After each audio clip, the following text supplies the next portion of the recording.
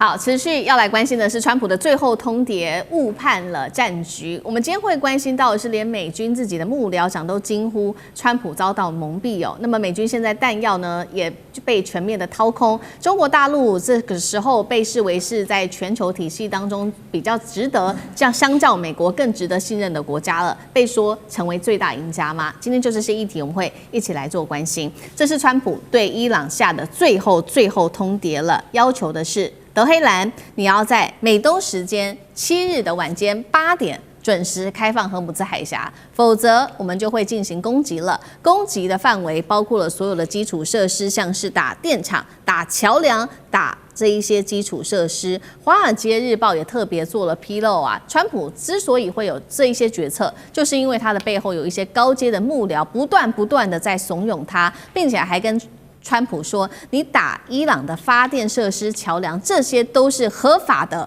軍事目標。但是有人呢就不是這麼認為的。我們看到的是白宮幕僚長，他對於川普身邊的這些幕僚開始感到非常的憂心。他說呢，針對於戰情跟衝擊的評估，這些幕僚，川普身邊的核心幕僚，他們根本就已經過度美化了這些資訊給川普。換句話說，川普他聽到的所有的消息都是他自己想聽的，而不是應該要听到的。當然，進一步就會衝擊到川普的決策。這是來自於美國目前針對這個伊朗的攻擊，以色列方面也沒有縮小他的力道。現在最新消息，以色列直接空襲的是伊朗的經濟的動脈了，而且都是民用設施，50座的石化工廠全部因此停擺，其中最重要的就是伊瑪目港市的石化園區了。為什麼這麼重要？因為附近50萬居民都是靠這個電廠來提供電力的，造成伊朗百姓現在只能陷入在一片的黑暗當中。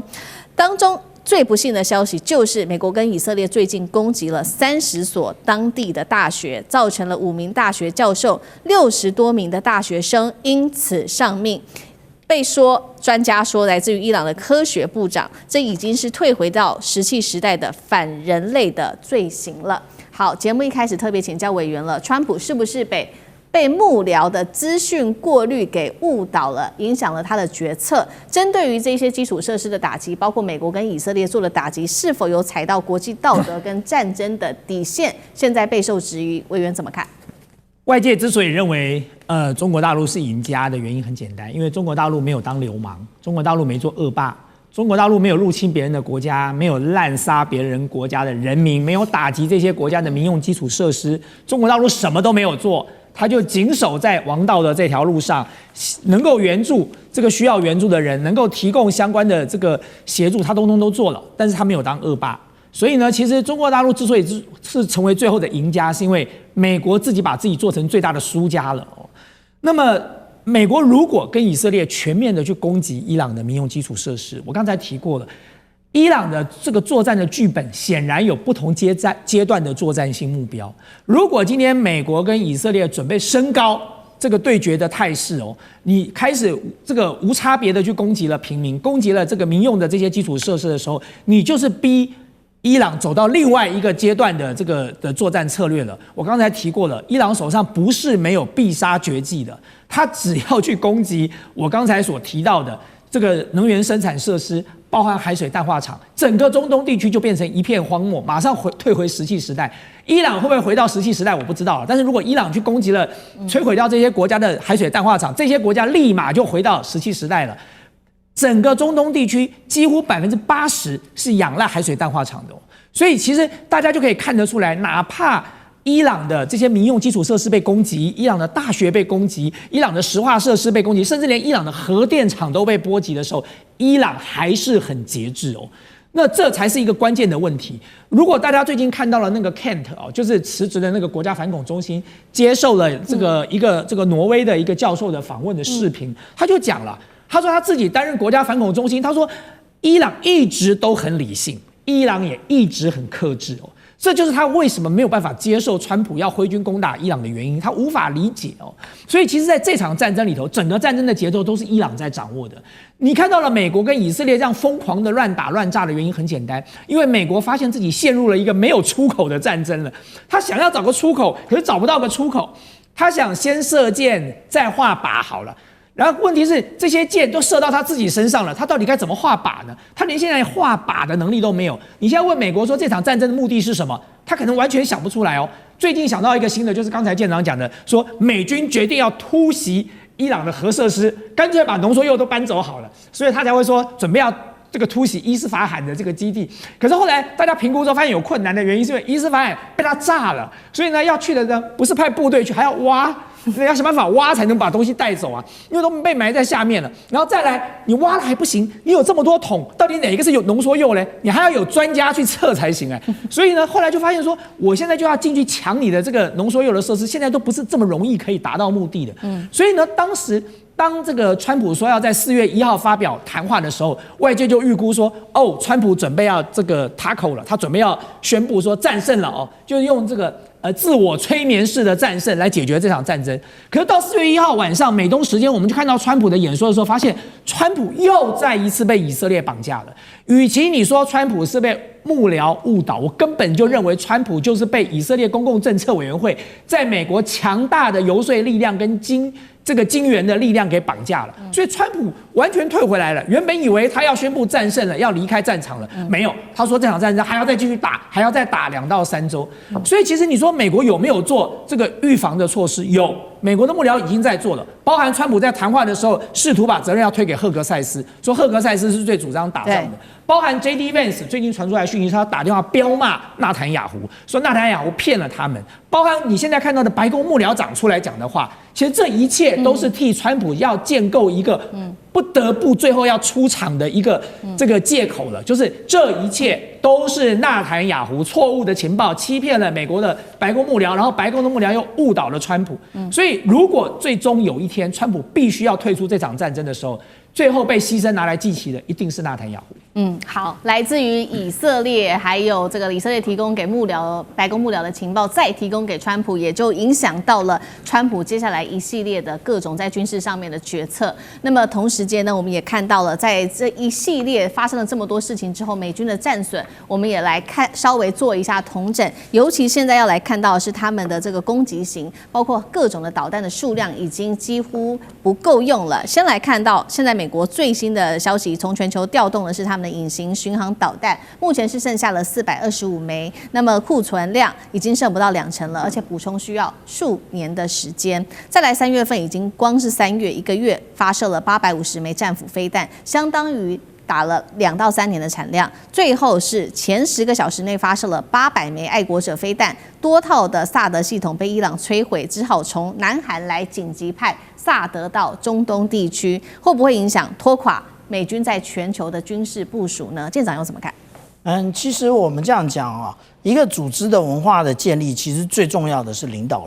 人。那也就是當我們看到川普，他就是喜歡拍馬屁的人，那也是只有拍馬屁的人活得下來，所以肯特不幹了。然後陸軍的參謀長被他直接要求立刻去職，而且立刻退伍，那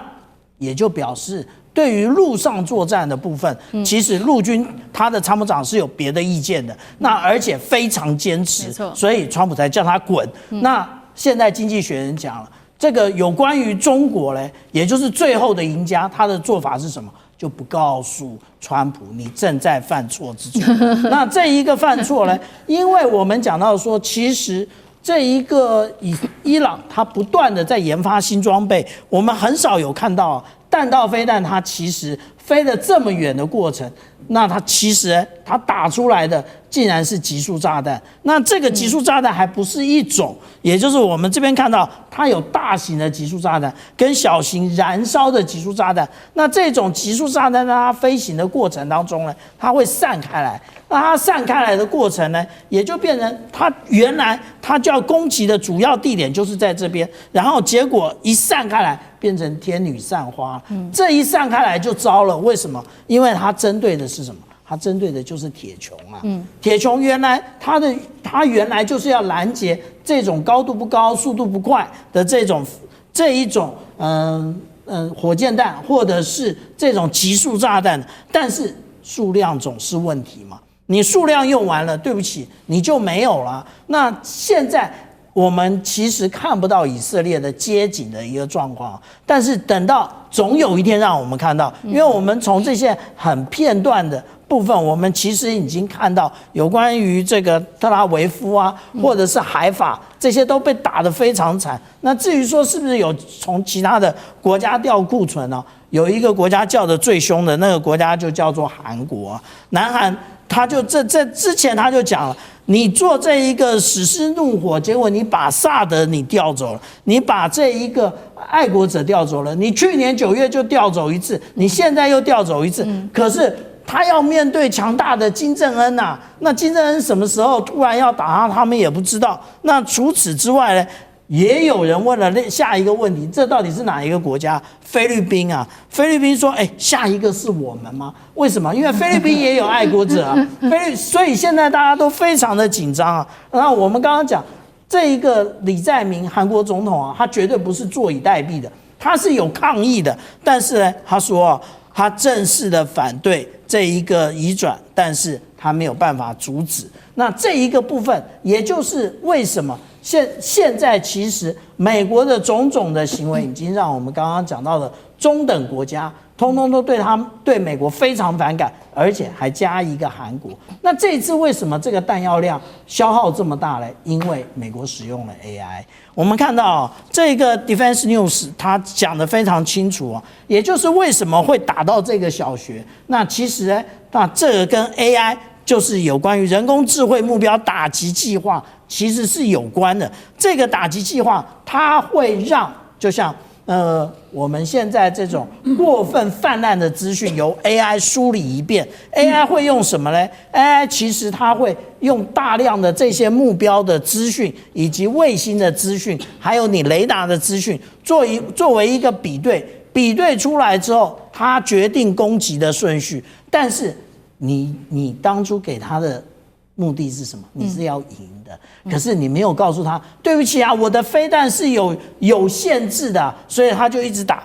打的最後呢，也就是你彈的藥量就有問題了。那剛剛講到說有關於核設施的問題啊，就是這裡就是剛剛大千委員講的，也就是它非常的複雜。它除了要將這些工程的裝備投射到這個伊斯法罕或者是福爾多之外，它還要挖得進去啊。它挖得進去之後還要抬得出來啊。那這個挖進去抬出來，大家覺得是雙手去拿嗎？你雙手去拿，你回來就廢了。我們講到那個是濃縮鈾啊，這個只是美軍使用的半衰鈾的彈藥，你看看它是怎麼樣穿戴這些裝備的。那這個才是濃縮鈾的一個儲藏的設備，你要怎麼樣拿出來？你如果慢慢的拿可以啊，那但是你現在你要在有威脅的情況之下把它抬出來，而且裡面有沒有軌雷？就是你只要去拿了，它就炸了。炸了之後呢，你每個人身上全部通通都是那個輻射的殘骸，這才是最糟糕的部分。好，這個是來自於我們看到，在這場戰爭之下，美國它的武器量還有這個國力都在快速的耗損當中。那剛剛也講到了嘛，這場戰爭打到現在，是不是現在看起来受惠最大的反而是中國大陸？我們來看到一個最新的民調，這是來自於蓋洛普的最新民調，全球現在對於中國的認可度大幅超越美國，創20年新高哦。中國目前是以5個百分點優勢領先美國，並且現在全球多國官方、美國外國的這些官方機構也說了，連續5週大家都在淨拋售美債，規模909億美元。再來。這一場空襲，這一場攻擊當中，也導致了金屬的市場持續的波動，加強了區域對於中國的鋼材原料的依賴。中國是最大的獲利者嗎？那聶老師又怎麼看 ？OK， 我想大家都知道，10年河西，10年河東。這個19世紀呢，曾經是海上霸權這個英國的世紀，從1805年查法卡戰役開始。那到了20世紀呢，當然尤其二戰之後。這個全世界的這兵工廠在美國，在二戰之後 support 其他的盟國戰勝之後，當然這個時候的霸權變成了美國。那當然這時候又隔了一個世紀，21世紀是不是就是中國人的世紀呢？這看起來啊，這個訊息好像慢慢展現了哈。那剛剛講到這個認可度，那我現在想一下哈，就是在去年嘛，2025年，當然中國它自己發行了這個12筆的豫南債，就是他們的人民幣債券哈。那麼它的認購率非常高，可是它後來嘗試做了一個所謂的美元國債。那美元的這個主權債呢，發行的時候在2025年11月發的時候，它是嘗試看別的國會不會向中國買美元國債的主權債，沒有想到它認購率呢，它發40億，卻認購的是1180多億，將近30倍。而美國同樣發行3到5年的這種債的時候，是認購率3倍。你覺得這個問題出在哪裡？也就是國際的信譽非常清楚，認可度就是中國比較穩，中國比較安全呢。因為債嘛，當然這跟美國債務債台高築也有關了哈，這是一個重點，認可度。但是剛剛講到說，好像全世界啊，不管這個媒體報道，中國現在在全球的可信度是好超過美國5個百分點。其實我覺得不止。我覺得講世界上有2種嘛，這個知識較高者都知道世界怎麼了，有國際觀的，是當然也有一些認知戰被認知戰慫恿的啊，教育是最那個的。但你知道國際間大部分都看西方媒體，那麼尤其那美國又用它的美元霸權hold住了控制了世界，因此在整個在使用上、交易上、甚至政治上，好像美國還是很強，但是真正有國際觀的，你會發現它認可度可能不止5個百分點而已哈。這個我覺得非常重要。當然，現在講到還有一個叫供應鏈的重組，這次發生的這件事情非常有趣哈。當然，現在這個美國啊說要把這個伊朗打回石器時代，你會發現這個伊朗也會。不管用怎麼樣的反擊或怎麼樣的動作，會讓美國回到青銅時代。它不會回到石器，也會到青銅時代，因為美國會慢慢被消耗到變成青銅時代。這時候兩邊都會允諾下去，你知道嗎？可是伊朗將來搞不好還有中國重建之手。各位剛看到供應鏈的重組需要非常多的材料、原材料。那中國現在怎麼樣呢？在這時候呢，淺淺的一條龍沉在海裡，而且就講人到健身房一直鍛鍊身，越鍛鍊越強。它有很強的實力，在供應鏈上也將來可以 support 伊朗做它的重建。我覺得最重要，不管是鋼材或者一些原材料，或者是基礎的設施，未來的戰後重建很可能會很大量要依賴中國去做，因為中國現在這科技也好，這基礎建設也好，它的實力是足夠的哈。所以我覺得未來的依賴會是中國，所以大家已經看到了這個中國的角色真的是越來越穩健了。好，謝謝聶老師，那我們休息一下，馬上回來。